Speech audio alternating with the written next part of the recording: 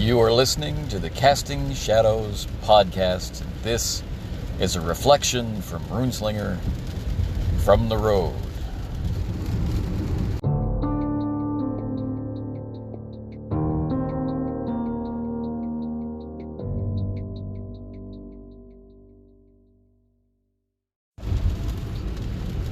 You know, this year, more than any previous year, I've been feeling like it might be wise to get a submarine conversion kit for the car, because the rainy season has been pretty serious about sending rain. Heavy, fat drops in sheets, thunder, lightning, you name it. It's been pretty dramatic. Now, of course, I'm unlikely to carry through with this imagination of getting a submarine conversion kit for the car. And so, let's segue into more practical imagining.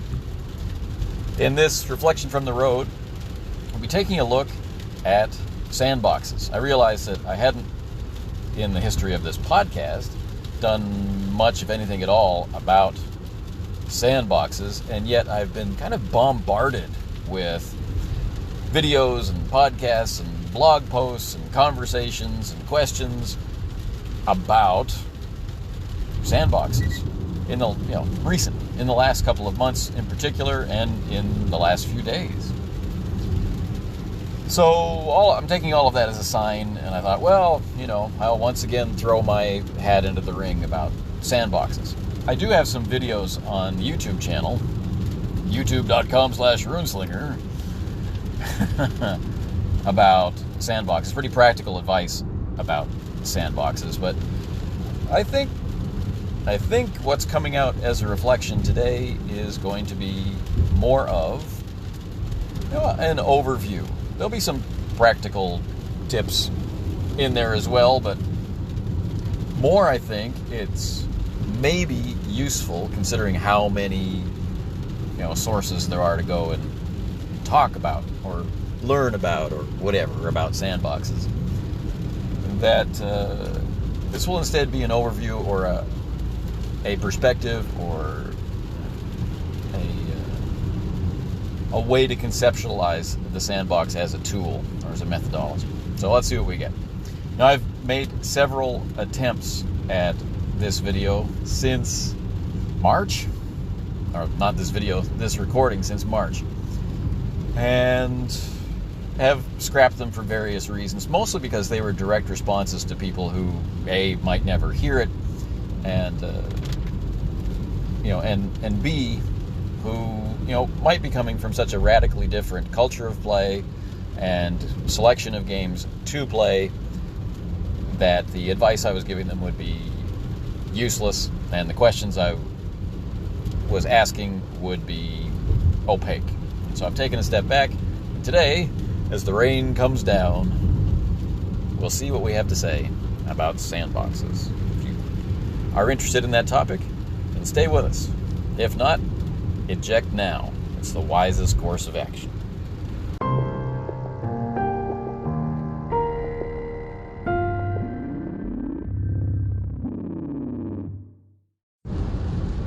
Imagine a war game, a skirmish game. Imagine a classic sort of setup.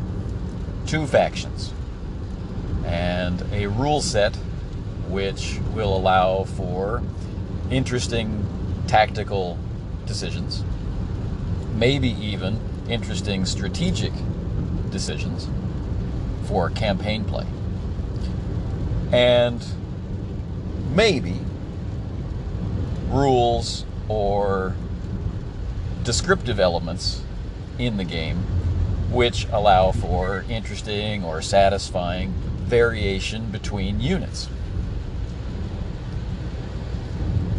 Okay. This is I think a pretty standard frame for a war game. However,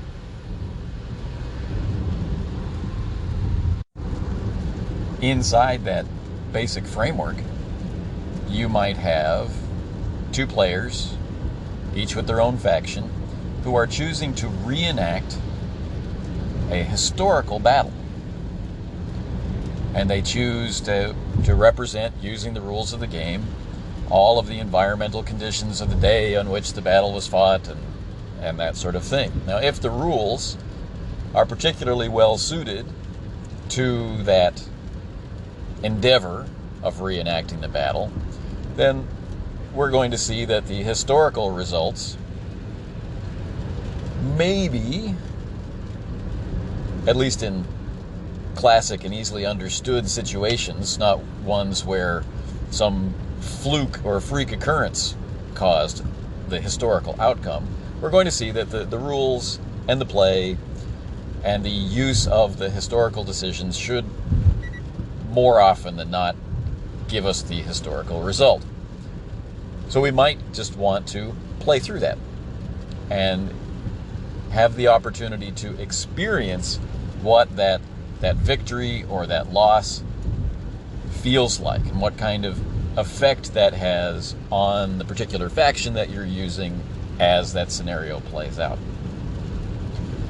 But I think maybe a more common situation is where we want to see how it would be different if we were actually the commanders on the days of those battles in the historical reenactment kind of thing context.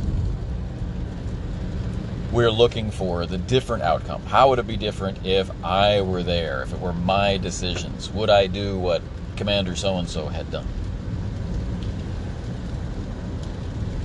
But we don't really need to include an actual historical scenario at all. We could simply pit factions against each other in a location and see what happens. And then we can do it again and again and again and explore all the different variations that all of our different decisions and unit choices and whatnot lead us to. We can play it over and over and over again, keeping some things the same or changing everything. And this is where we start to really get into sandbox territory, where there is no particular expectation of outcome. There is an expectation of exploration, of seeing what will happen. When I go back to my earliest days playing, some of the people that I wasn't directly affiliated with, but that were like brothers of people that I was playing with, or fathers in some cases, had an interest in wargaming. And they had, in their basements, large tables with rails holding sand. These were called sand tables, of course, but some people of my acquaintance called them sandboxes. And sometimes that was a derogatory appellation, like my wife thinks I'm downstairs in the basement playing with toys in my sandbox kind of situation. And sometimes it was more about that state of imagination, of the incredible mutability of the sandbox. It could be mountainous terrain in one moment, it could be plains in another, it could have a river valley stretching through it in another moment. It could be set up for science fiction, or it could be imagined as World War I or World War II or Vietnam or whatever. The mutability of the sand meant that nothing was written in stone. Player action could actually change the terrain. The terrain could be recreated at a moment's notice, easily, without requiring a lot of time spent building much more beautiful, much more precise, display quality terrain. But still allow for those interesting tactical choices. Growing up, playing in my first few years in the hobby back in the early to mid 80s, the idea, the notion of the sand table as the sandbox as the sand table, and the mutability of sand, these all became connected. And I remember being given as advice when preparing for campaigns to know the difference between the different types of locations that you could wind up using. And it really stuck with me, partly because of alliteration and partly because it just made sense. But I was told when I was 13, 14 years old to think of the dungeon, because we were playing Dungeons and Dragons, think of the dungeon as a site.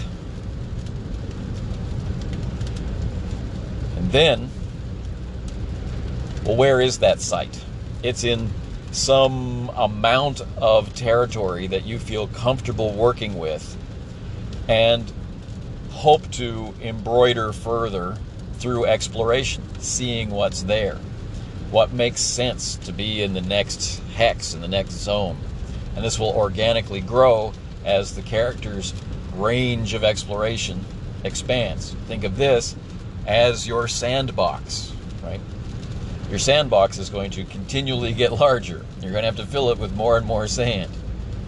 And, key point, this is likely to change because of play. To go one step farther into conversations that I didn't have with those original givers of advice, but had with my friends, we wind up with setting. Whether we were playing in Greyhawk or here's an important word if you were recently listening to Roleplay Rescue, in the conversation with, or the two conversations with John Four and Simon Williams, the difference between world and setting, right? My world, right? I can buy a setting or I can create my own world. I think that's kind of interesting. I think later on, I kind of moved away from that semantic nuance, but hearing Che talk about it, the difference between a world and a setting, and particularly the semantic connection between setting and more traditional, deconstruction of literature and film, that sort of thing. I think it is an important distinction to make, to separate the difference between a setting and a world. Not all places that you play benefit from being worlds, and I think likewise, not all worlds that you play in benefit from being envisioned as a setting. But I think that's a conversation for another day. The sandbox, however, in recent history, since around 2010, 2011 or so, like when I really started becoming more active on the internet and looking at things related to role-playing games instead of things related to work and martial arts, I began seeing this conflation, or the placement of sandbox and railroad onto a spectrum. Like, I'm sandboxing and I'm railroading, or it is a sandbox or it is a railroad. And I found this really interesting, partly because it doesn't ring true for me at all. If you ask people what is railroading, most people are pretty quick to tell you that it is the denial of decision. And it's also coming at you in the form of a verb. It's an expression of action. I was railroaded. The GM is railroading. We are on a railroad, right? Most of the expressions using the term are verbs. It's an action. It's a denial of decision. Well, most of us play role-playing games to be able to make decisions. In fact, that is my definition of a role-playing game. Right? So, for me personally, a satisfying role-playing experience is one where I can make those decisions from an in-character perspective. Particularly, as I describe it, in character, as the character. Contrast that with largely in character as an author. But this recording's not about that either. Other than mutability, other than the ability to change and recreate it and easily encapsulate it in your memory so that you can play there comfortably and you can evoke that sense of place, what other distinguishing characteristics does the sandbox have? For me, one of the important ones is time. And I think we can link this back to the very famous Gary Gygax quote from the beginning of the Dungeon Master's Guide. It's on page 30-something, about time. You know, how important it is to keep accurate records of time.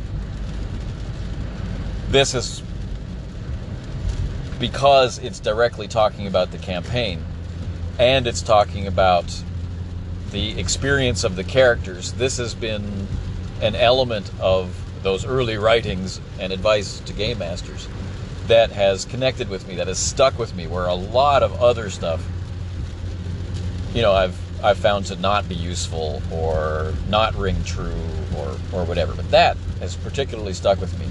Time. The role of time. And the game master's ability to work with time. To decide how much time is passing, or how quickly time is passing, or how to describe and relate the passage of time. So, with the factor of mutability, which ties into perhaps a sub-factor of expandability, and the notion of time, we are given very powerful tools to get into play quickly and to operate free from the constraints or compulsions of story as product, story as an intention, story as something that we're there to produce. Rather, freed from it, we are allowed to choose to portray or choose to experience the lives of the character. That character could, of course, be just ourselves.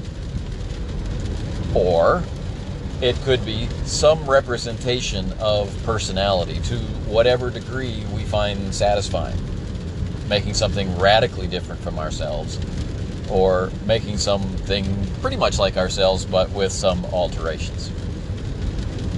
One of the reasons why I chose the name for the blog, Casting Shadows, and have carried that, down through the years since then, is this notion of the connection between self and character. Of course, you're going to encounter people out there in the world who say, it's always just you, there is no character. And there are other people who can very clearly describe moments where they or someone in their group really seemed to have a strong connection to a different perspective or a different persona, or they have learned over time to, much like an actor might on stage, signal the difference when they are in character and when they are out of character. And again, over time and familiarity, how this can become an internal experience as well. It can feel like you're making the decisions as the character, hence the earlier phrasing of in character as the character, rather than making a decision that you think that they would make, or making a decision that you think your friends will enjoy, or making a decision that you think would be appropriate on this story beat, or making a decision which will surprise people, or whatever. You instead make the decision as if you were there, or as if you were that person and were really there. Now, I mentioned Roleplay Rescue and Che Webster earlier in this segment, and I'm hoping to be able to have him join me as a guest on the Casting Shadows podcast to talk about some of this stuff. So I won't go in this direction any further. But I would like to talk about the notions of mutability and time.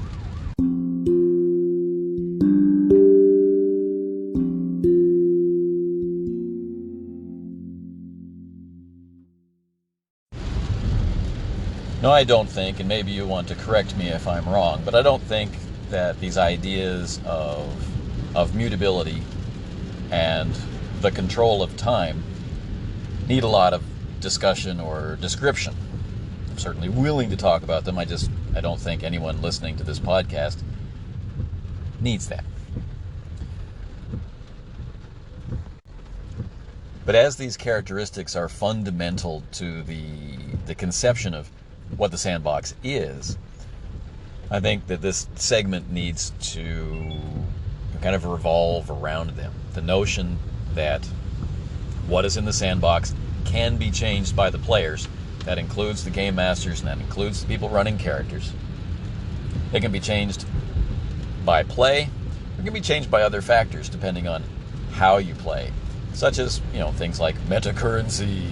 But anyway, that the sandbox can change, I think, is important. I think there's an argument out there, kind of a long-running argument, another one of those ones that comes and goes, about when something was envisioned, let's say, by the game master. When did they make it up? There's a loud group that says it doesn't matter when the game master makes it up, and there's an even louder, more vocal group that says nothing's real until it has entered play. So again, it doesn't matter when the game master makes it up, it only matters when it gets said. And there's another group who says it doesn't matter who makes it up either. As long as it gets said, it enters play, then it's real. And interestingly, then it becomes mostly immutable. But that's yet another topic for yet another day. So this notion of when we're making it up is of importance to some people and of no importance to others, right? And in some instances, this making it up behavior is called improvisation, meaning it's expected to be happening now and more or less in response to and building from something which just, came just before. And when it's not happening in that context, then it's thought of as creativity or creation or imagination or something like that, right? We are creating the world and placing elements within it as creators, as authors, as gods. And then when we're playing, we're just improvising, or we're improvising, depending on whether you think it's a high or a low skill to have.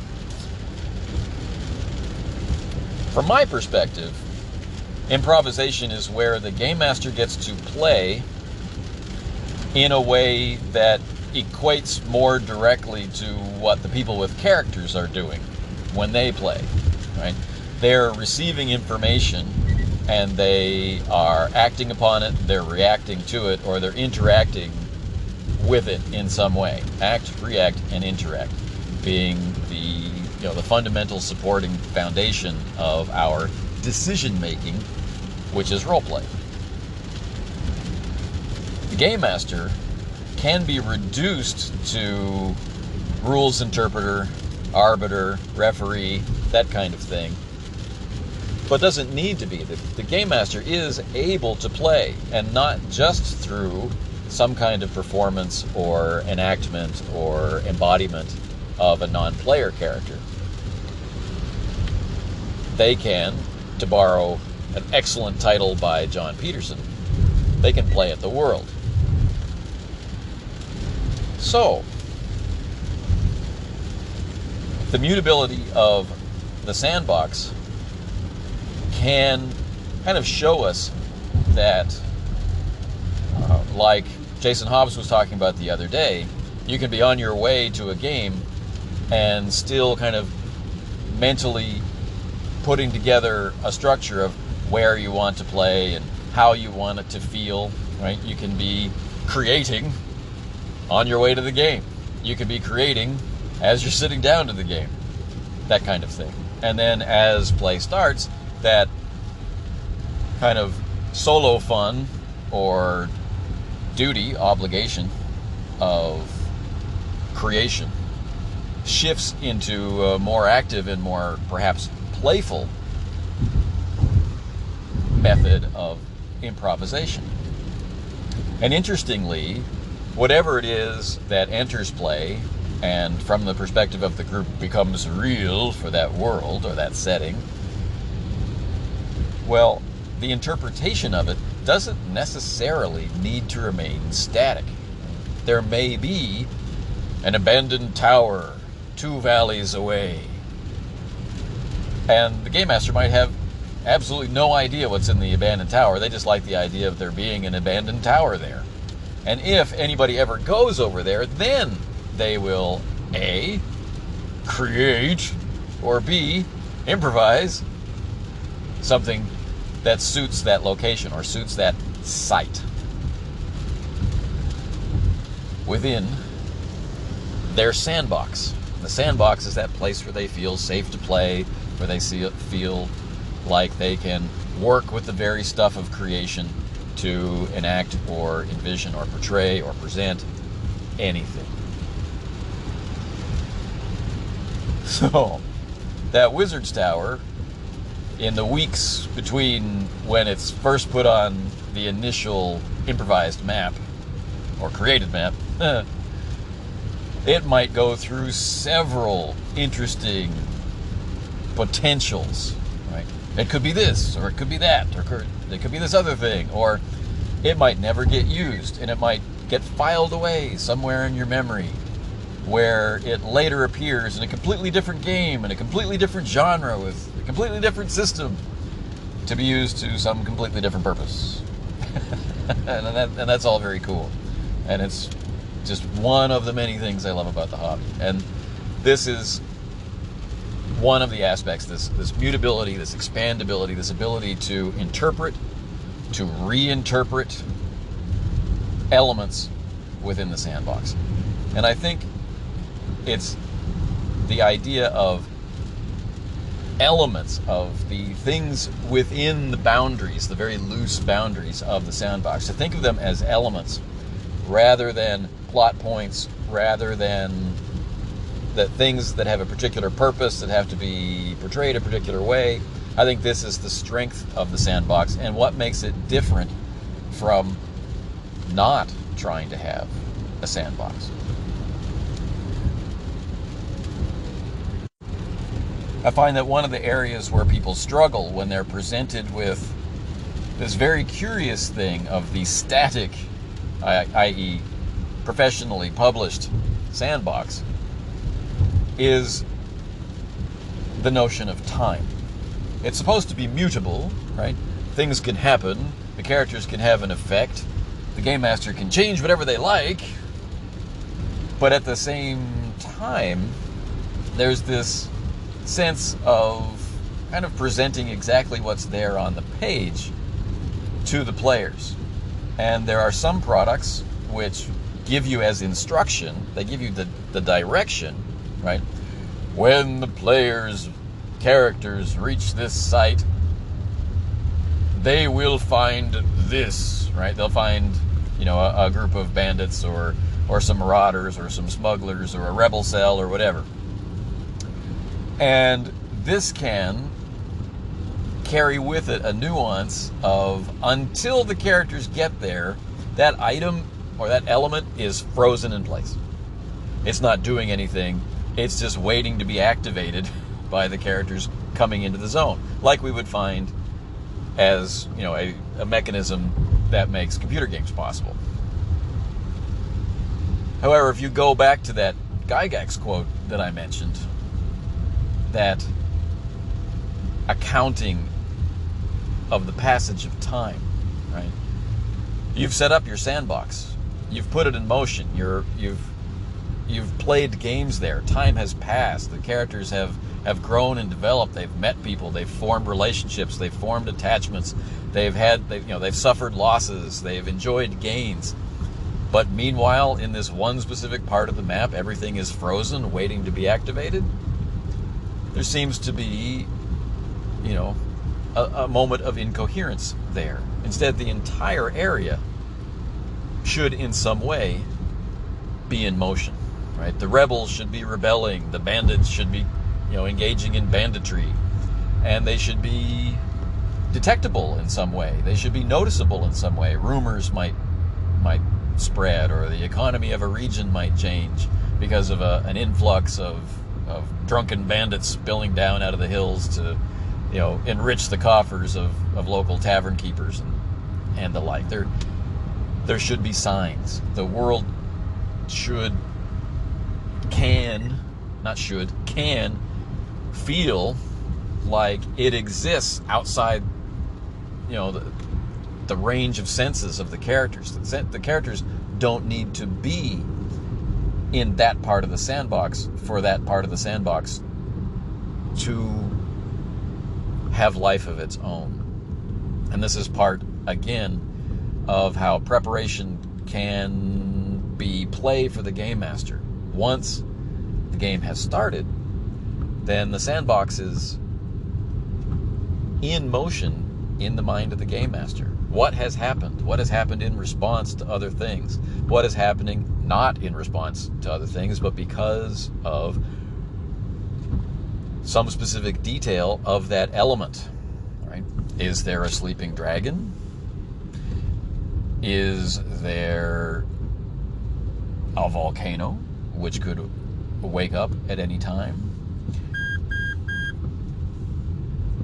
Are there people who would feel jealousy or feel threatened or feel engaged or enticed or attracted to the activities of this small band of characters?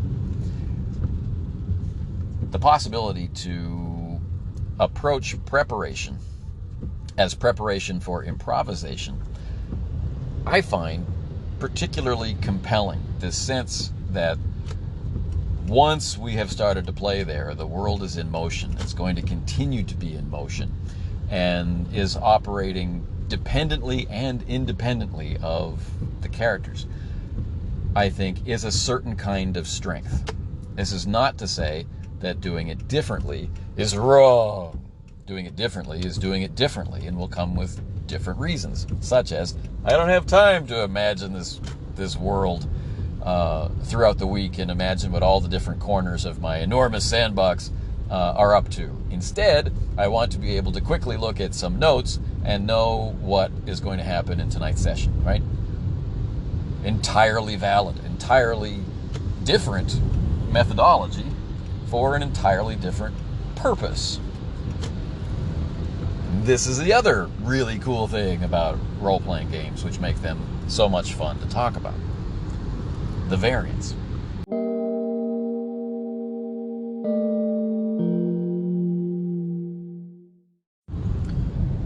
So, with that look at the aspects of mutability and time behind us,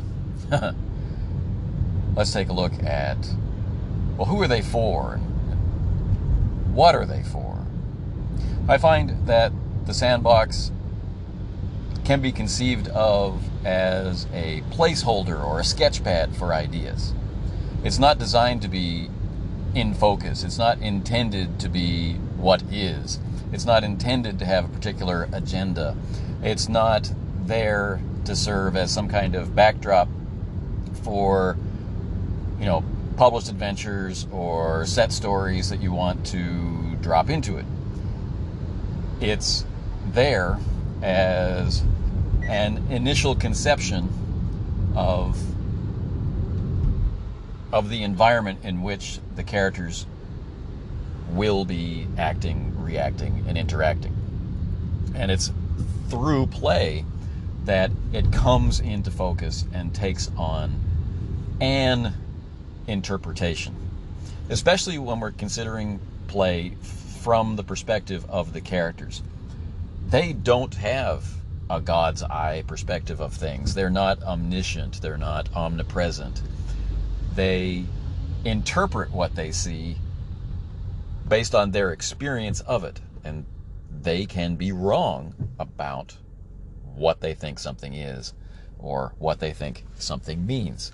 There is the possibility to develop further nuance. There's the possibility to confirm or deny suspicions. There's a lot to play with in the notion of the sandbox, which might be different from something which is prepared specifically to be played through and that needs specific concrete details in order for specific decisions to be trusted or to be made at all, such as in a mystery or such as in a war game or something along those lines. Certainly, if we're playing from the perspective of moving toward a particular type of experience or a particular range of outcomes, or what I like to call story as product. From this perspective, then, we can once again take a look at that earlier question about are sandboxes and railroads on some kind of, opposite ends of a spectrum? And we can see that, well, not really. A sandbox is a method of preparation. I think it's an ideal method for preparation for improvisation. Others might find it's an ideal way to start more concrete preparation. They get this quick sketch out, and then they can easily erase or change things that they like or don't like or find that are suitable or not suitable and work toward a more concrete vision of whatever it is that they're trying to present or share. Either way, this is a form of preparation. This is not an aspect of play. Railroading, however, is distinctly a part of play. And by play here, in this particular example, I mean us sitting together either, digitally or physically, using dice and cards and character sheets and whatnot, and imagining something using the rule system and each other. I'm separating it from the kind of play that preparation is, that character creation is.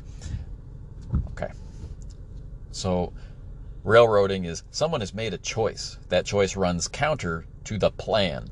The plan, story as product, requires that decision not be made. And so using some skills, tools, and methodology, either bluntly or with finesse, we make it so that decision doesn't have any real effect. We can flat out deny it, right? You're in a room with only one door. How did I get in this room?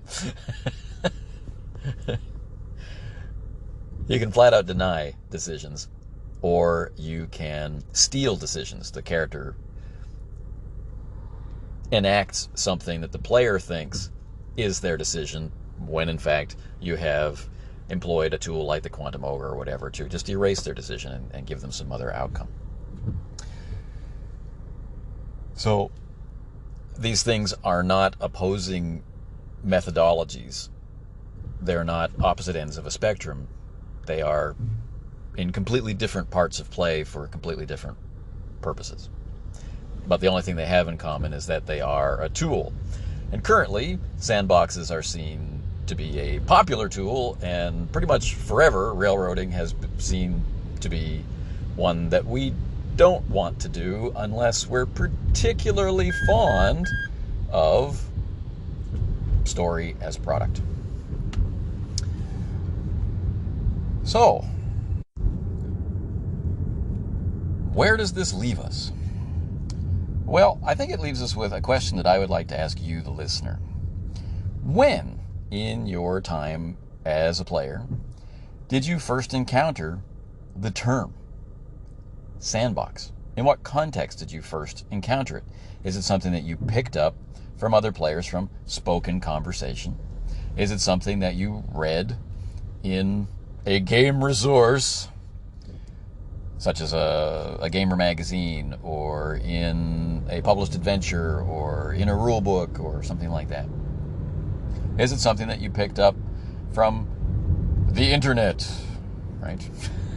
So not, a face-to-face conversation, not necessarily a part of your actual culture of play, but something that you adopted from observing its use from afar, such as in a YouTube video or in a conversation online? Where did you first encounter the term sandbox?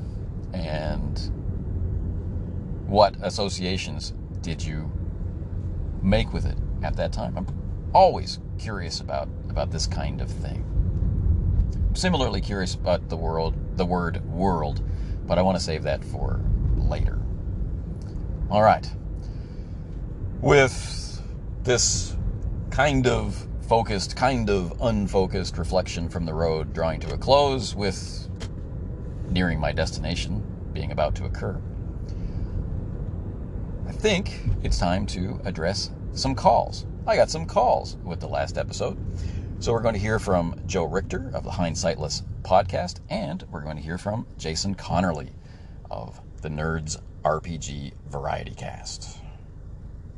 Hey, Anthony, awesome to hear you back on the mic. I'm listening to your latest episode where you're talking about layers of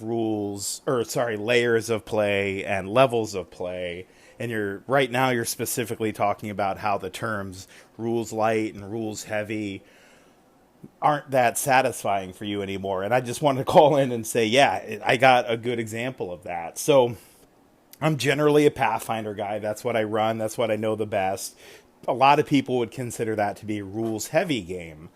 I have no problem running that game, like off the cuff or whatever. But I recently started diving into a new game called We Deal in Lead, which is based off the Cairn system, which I think that is based off of Into the Odd. And those are quote-unquote rules light. They're, I see all over the place. Into the Odd, rules light. Cairn, rules light. I'm finding We Deal in Lead to be there's a lot of fiddly bits in there. There aren't a ton of rules, right? It's not a big rule book or anything, but there's a lot of little fiddly bits that I'm having a hard time wrapping my mind around. When these bits get added to the game, when they don't, all sorts of things like that I'm like, man, this game is complicated. But most people, since it's based on Cairn, would say, no, it's rules light. Look, it's only, 30 pages or whatever, including a bestiary. That's rules light for sure. But I'm having a hell of a time figuring it out. Anyway, I just wanted to call in to say, I feel you, man. I hear what you're saying, and I agree. Anyway, dude, peace out.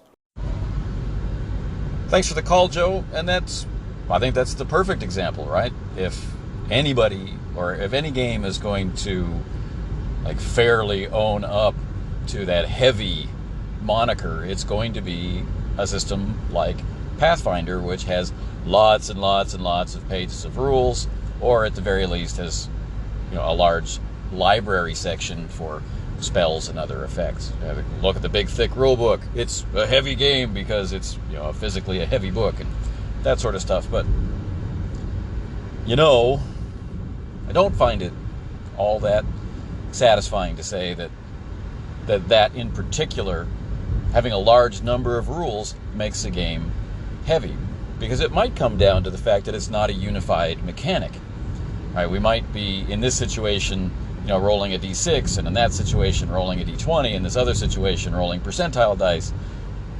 But it tends to be that the procedure of play is, identify a trigger for a roll, choose the right die, roll it, and use the chart or use the standard success failure rules, and you're done. So procedurally it winds up being very light. What do I actually do when I'm playing doesn't take a lot from me. I just need to remember that there's a wide variety of rules for different situations. And as I become familiar with what triggers those rolls, then that so-called heavy game doesn't seem to bother me in play. The experience that I had was with Fantasy Flight Games Star Wars. The most recent heavy game that I played was like that. People look at the dice and they say, there's no way that you can do this at the table. It's too difficult. But yet people pick it up right away. Or they look at the rules for different weapons, and they look at the rules for different conditions and modifiers and things like that, and think, I want to play something lighter to get that Star Wars feel. And I just don't find that it works out like that in practice. So thanks for that excellent example. Joe's been recording a lot of cool stuff lately around games, long form, heavy, burdensome, so mentally taxing games like Pathfinder, with his Wrath of the Righteous recaps, but also exploring certain culinary requirements for gamers, particularly in the realm of sausages. So if you haven't been listening to Hindsightless lately, travel on over there and take a listen. Our next call is from Jason Connerly of the Nerds RPG Variety Cast, a man who needs no introduction, and yet we seem to keep introducing him. What's going on with that? Hey, Jason here, just listening to your latest episode, and layers of play. Very interesting. You know, this is definitely something different people have different tolerances for. I am pretty comfortable with the genre emulation, the middle tier, I think. I'm very happy with just playing the game raw, let the dice do what they want, although I like to play competent characters. So although the characters don't have to be hyper competent, they don't have to be, excellent at everything, but I do like my characters to be able to be good at what they're good at. I think we all kind of want to play that kind of character to some degree, not a total klutz, Inspector Clouseau, if you will. But I think the genre emulation area where you're buffing your dice rolls to, like you say, twist the odds in your favor still works, because the dice still rule at that point. I think where the game starts, where it gets very different, is when you add in rerolls. Because in rerolls now we're changing the fiction that the game creates, right? And those are probably the wrong words to use. I lack the vocabulary to really discuss this correctly. But I think those first two layers of play, just raw rolls and then buffing your rolls, are one thing. But I think once you add in reroll mechanics, and you add in mechanics to alter the world, I'm going to spend a hero point to add a crowbar in this room. Once you do those things, now you've gone to a different level, I think, and that's not necessarily a bad level, but it's definitely a different level, and I think there are definitely people's whose tolerance for the other two levels will not take them to that third level, that of fiction altering or metagaming, whatever we want to call it. I don't know what the right you have the right terminology. I don't, but very interesting discussion. And this is the kind of thing, when a group's getting together, it is very worth talking about where they're comfortable with. It recently, when I got to play We Deal in Lead with Jason Hobbs and Che Webster, this came out where after the game where Che would have been happier with less rules talk at the table, where Jason and I were very comfortable discussing the rules in the middle of the game. That kind of pulled Che out of the game, and that's totally fair, and and Che is not wrong to feel that way, right? But if we had a discussion ahead of time, this is where knowing your players' preferences and that session zero is important, because if we had known ahead of time, hey, rules talk during the game kind of pulls me out, can we keep that to a minimum? Then I think some of those discussions that Jason and I had probably would have waited till after the game, but I don't think we realized that at the time. And if we ever get a chance to play again, I'd love to play again with that group, and then we could alter the way we play to enhance the experience for everybody. So very interesting discussion, and I need to do some more research to have the right vocabulary to better engage in the discussion. So that's a failing on my part. But thank you for everything that you do. And you mentioned suppressive fire mechanics. I don't think we hit the suppressive fire mechanics in Morrow Project, but really quickly, 4th edition has suppressive fire mechanics. The other editions don't. But they kind of reminded me a lot of the suppressive fire mechanics in Cyberpunk 2020, which isn't a bad thing, because I'm a huge fan of Cyberpunk 2020, and those suppressive fire mechanics are brutal, and they work. If basically the more rounds that have been fired into an area, the higher the chance the character is going to be hit. And so it's suppressing you because you're scared you're going to get hit. And that's basically how it works. And in my experience, that works pretty well. So, okay, I've talked long enough. This is a very long call. Sorry about that. And I will talk to you again soon.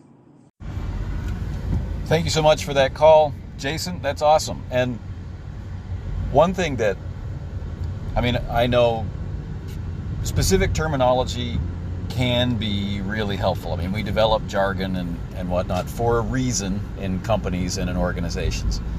But at the same time, every time we choose particular terms for things, we are creating in-groups and out-groups, insiders and outsiders. And assumptions get made about what a term means, even if it's like a really simple term. And so I tend to like my theory talk to be as natural as possible, even if that means that some time has to be burned explaining what you mean, or maybe especially because it leads to people asking, well, what exactly do you mean? Or, sharing their own experiences to demonstrate that they understand what you mean, and that can sometimes reveal that we're not understanding each other. So I think your call nails exactly what I was trying to get at. It demonstrates that you were listening. It's something that you've experienced. You get it. And so our conversation can continue. So I think that's really important. One exciting thing for me in your phone call was that you mentioned creating a crowbar in a room. And I'm not 100% sure, but I'm pretty sure that this might be the first time someone has kind of quoted one of my RPG ideas back to me in a natural context. And for those listening, there is the literary or theatrical maxim or rule or idea about Chekhov's gun. Chekhov's gun saying, if you see a gun in Act 1, then that gun needs to be used, before the end of the play. Well, I created a corollary to that called Grimaud's Crowbar. And basically what it is that the presence or absence of items in a scene needs to be contextual. So it's not so much that about Chekhov's gun as it is about the presence or absence of objects. And Grimaud is, of course, one of the lackeys in The Three Musketeers. And there's a peculiar scene where he finds a crowbar in a hotel hallway and uses it to open a door, rather than the plethora of other more contextually appropriate answers to that problem in the scene. Like the whole bunch of young men who are at his beck and call downstairs who could break the door down, or the innkeeper who could open it with a key, or there was a variety of options open to him, and yet he pries it open with a crowbar, which he conveniently finds in the hallway. And this is that role-playing moment where we're uncomfortable with exactly how far we can go with our description of a moment.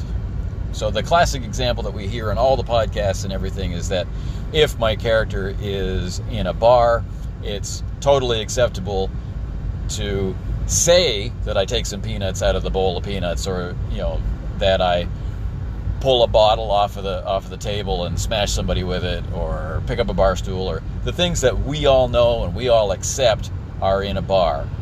I can interact with without them having been described by the game master first. It doesn't have to be a moment of "Mother, may I?" right? Of, "Hey, is there a bottle on the table?" "Why, yes, there is, player."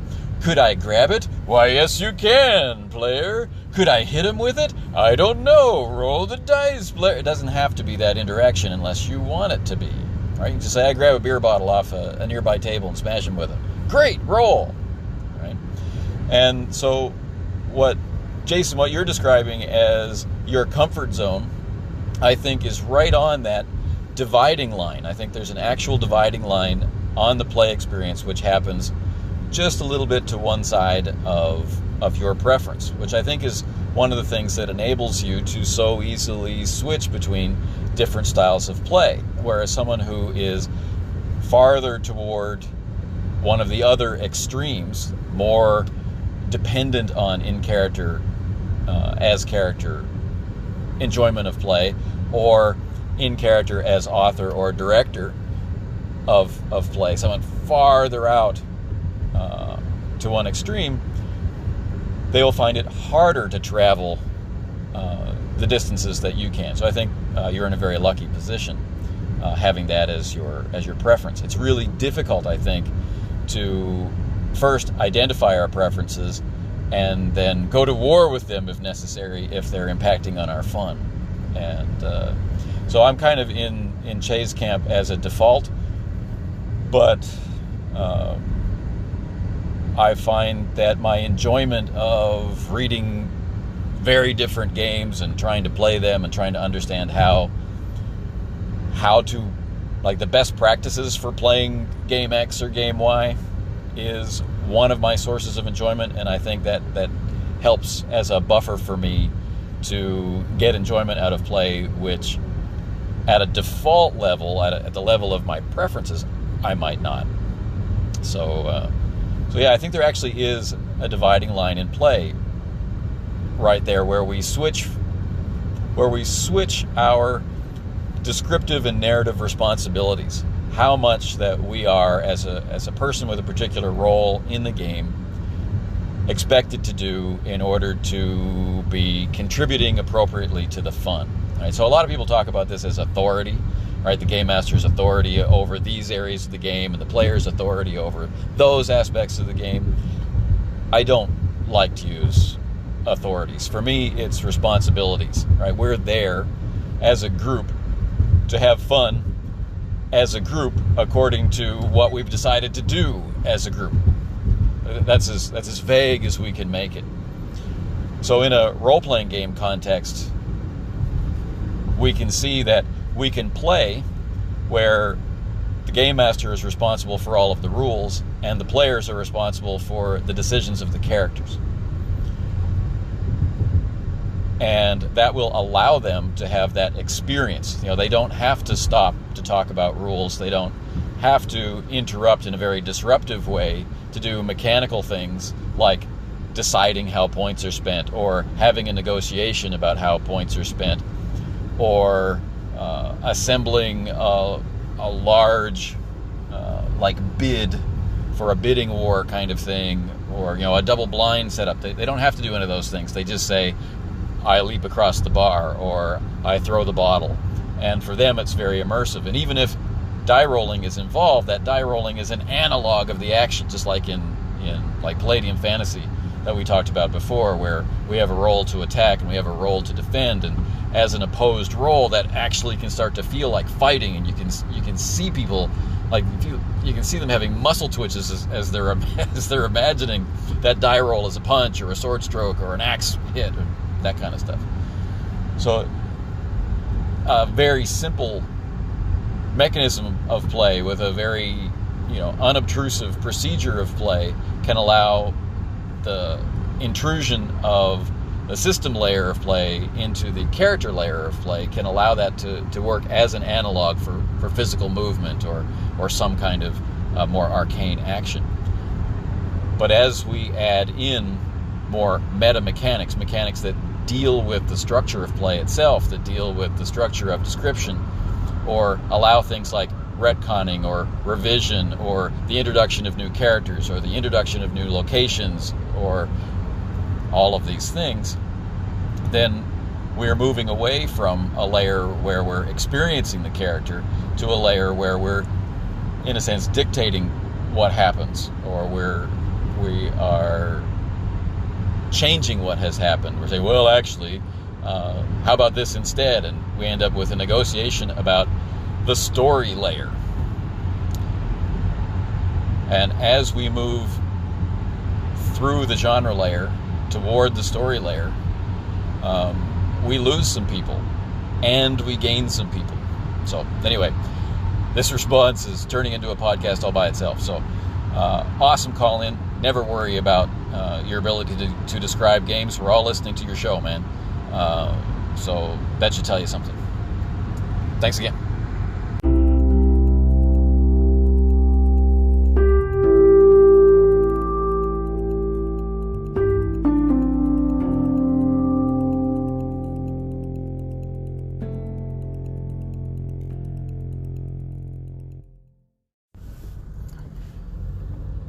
All right. Well, that brings this episode, this reflection from the road, to a close. And I guess all that's left to do is to thank you, if you've listened, for listening. To remind you that you can find more of me at castingshadowsblog.com or at youtube.com/runeslinger. And to remind you that August is the month for RPG A Day. And our 10th anniversary edition of RPG A Day is this August 2023. The first event was 10 years ago. If you'd like to see the prompts for this year's event, please go to autocratic.com and get the high-quality version of the questions or prompts. Or, well, actually, this year, it's both. If it's your first time, I heartily recommend you answering the questions. If you're a regular, definitely consider playing just with the prompts.